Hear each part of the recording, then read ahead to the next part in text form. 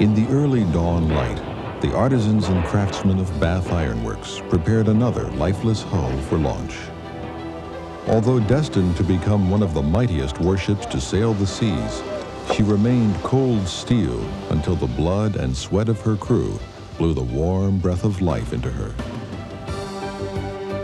At her launching, she was committed for the first time to the maritime world for which she was intended. Those fortunate enough to witness such an event do not soon forget it. Congresswoman Liz Patterson attended the launching and later recalled her feelings in remarks made at the commissioning ceremony.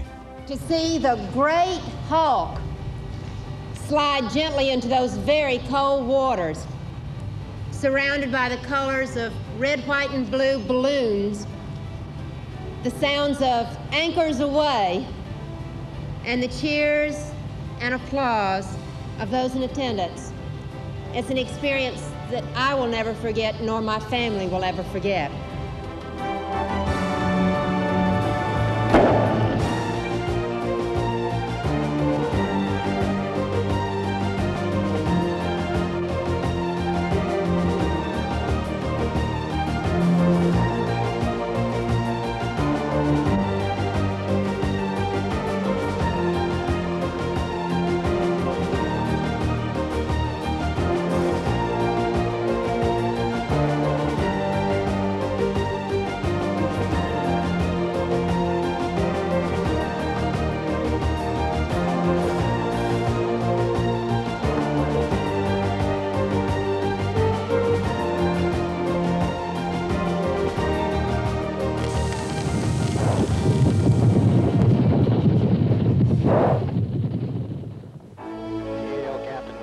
Since her launching, Cowpens has been completed and tested, and her crew has been trained and inspected, setting a number of records for excellence in the process. The tone of a ship is set by its first crew. You are the ones who bring her to life, give her a heart, and make her an extension of your own unique abilities. You have already distinguished yourselves as the best pre-com unit assembled at Bath Ironworks. Your accomplishments include having been the most complete ship at delivery, with the best demonstrated missile firings and acceptance trials ever seen.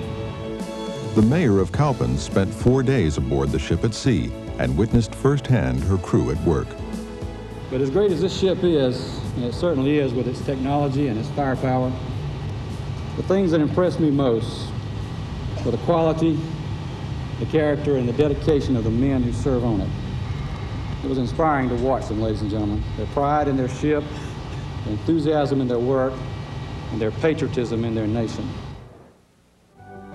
Despite the concentration and effort required of a crew to prepare a ship for commissioning, the crew found time to participate in the 1990 Mighty Moo Festival in June.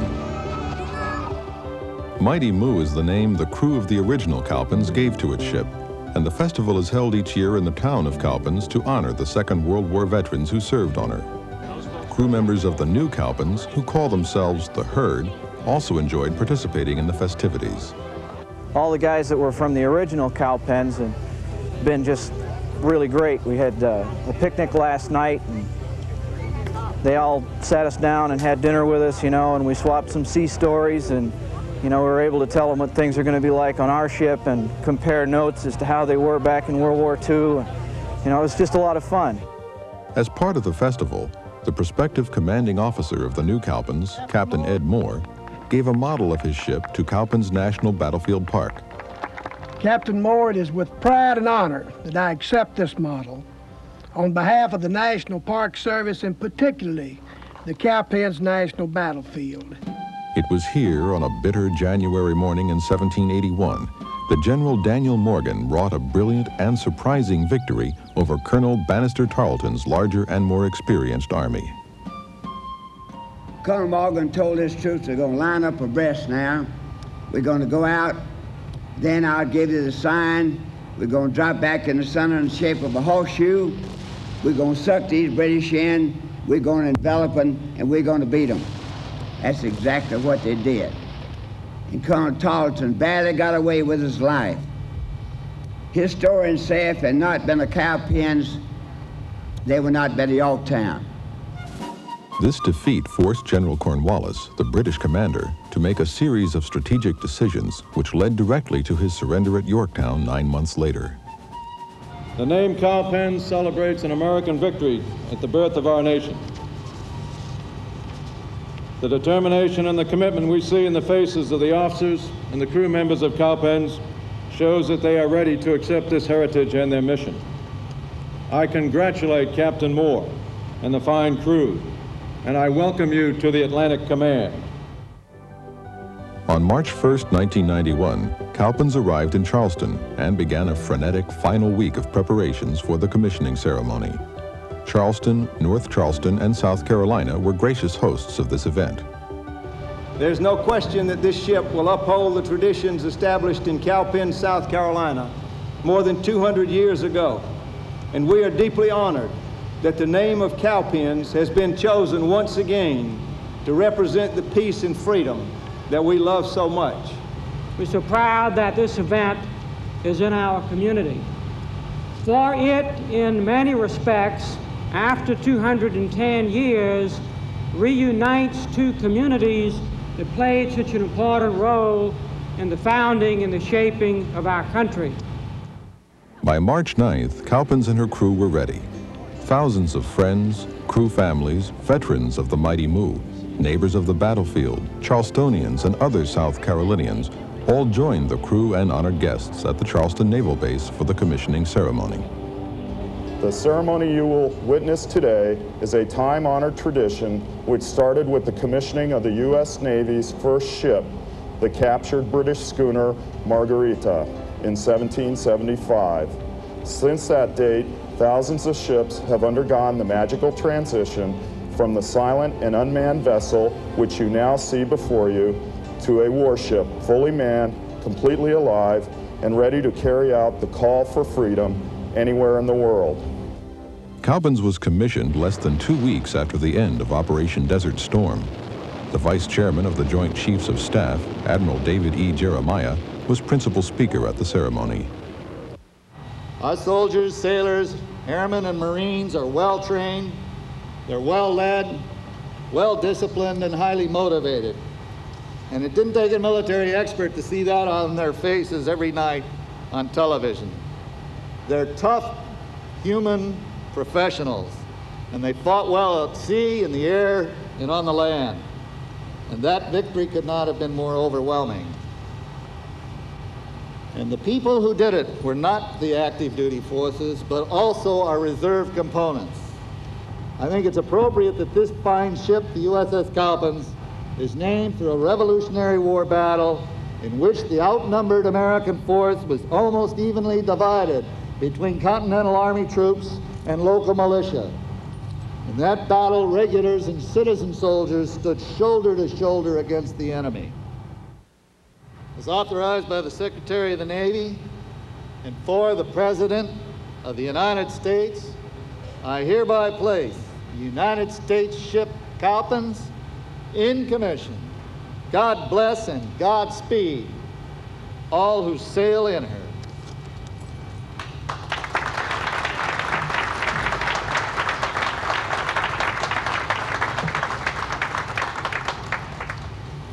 I will read my orders. Bureau of Naval Personnel Orders 1980, dated 17 July 1990. From Chief of Naval Personnel to Captain Edward Moore, Jr., United States Navy. When directed by reporting senior, detach and report to pre-commissioning unit Cowpens. Upon commissioning and assuming command of USS Cowpens, report to immediate superior in command for duty as commanding officer. Admiral Ryman, I proudly accept command of USS Cowpens.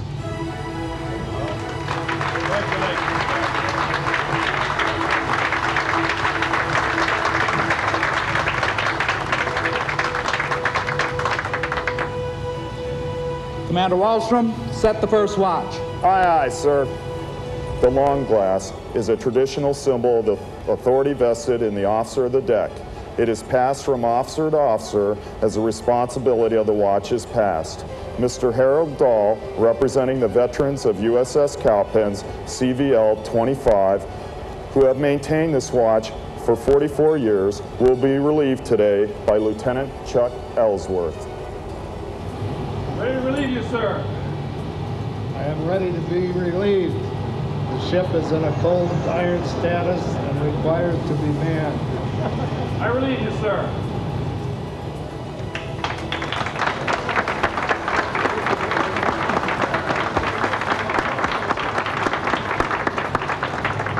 The CVL 25 veterans stand relieved. We wish you fair winds and following seas. Sir, the watch is set. Very well. Captain, the watch is set, sir. Very well. Hoist the colors and break the commissioning pennant. Aye, aye, sir. Officer of the deck, hoist the colors and break the commissioning pennant.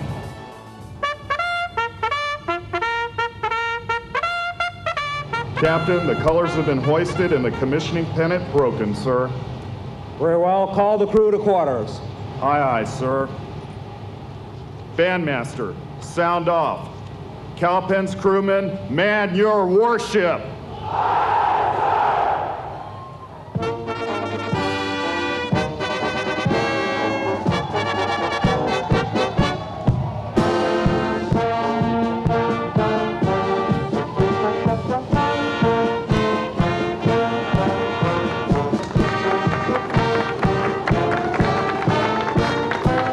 Captain, the watch is set, the ship is manned, the crew is at the rail. Request permission to bring our ship to life. Very well, Commander Wallstrom. Bring Cowpens to life. Aye, aye, sir.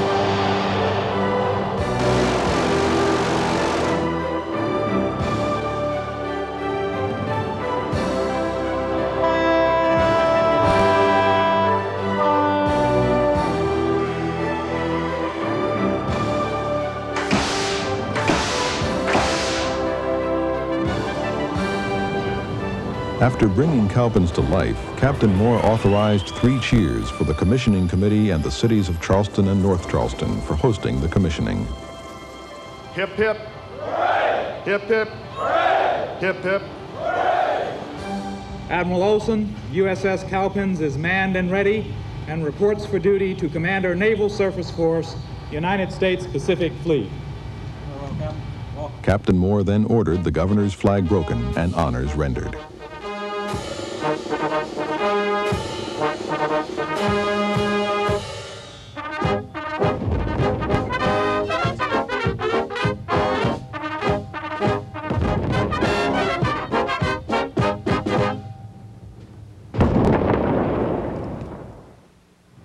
Any captain worth his salt looks into the faces of his men each day to gauge their temperament, ascertain their well-being, and assess their ability to withstand adversity.